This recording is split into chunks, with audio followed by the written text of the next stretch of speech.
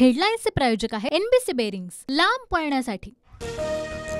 अजित पवारांनी उपमुख्यमंत्री पदाची शपथ घेतल्यानंतर शरद पवारांना आम्ही सोबत येण्याची विनंती केली। पवार 50% यायला तयार होते।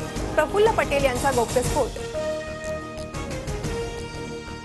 हो, प्रफुल्ल पटेल यांनी सांगितलं ते सत्य। पवार महायुतीत येणार होते या प्रफुल्ल पटेलांच्या दाव्याला फडणवीसांकडून दुजोरा।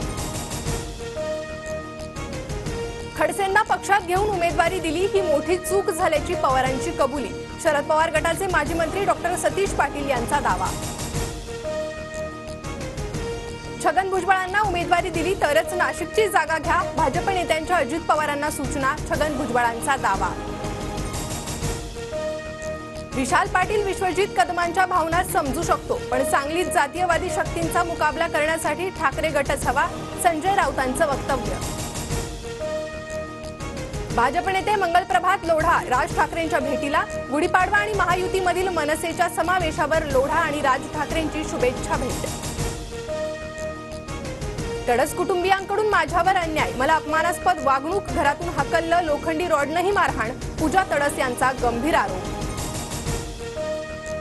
मुलानं लग्न करताना आम्हाला विचारलं नाही, या प्रकरणाशी माझा संबंध नाही। निवडणुका आल्यानं गंभीर आरोप। पूजा तडस यांचे आरोप रामदास तडस यांनी फेटाळले। जागा वाटपाचं सगळं नीट मार्गी लागणार। उद्या मुंबईत शिंदे फडणवीसांसोबत बसून चर्चा करू। नाशिक, रत्नागिरी, सिंधुदुर्गामधील जागा वाटपावर अजित पवारांची माहिती। जागा वाटपात आमच्या नेत्यांनी कडक भूमिका घेणं गरजेचं होतं। वर्षा गायकवाडांची नाव न घेता नाना पटोले यांच्यावर टीका।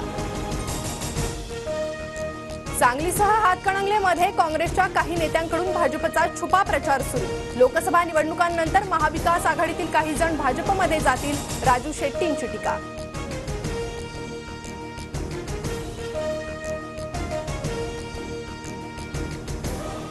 हेडलाईन्सचे प्रायोजक आहे एनबीसी बेरिंग्स, लांब पळण्यासाठी।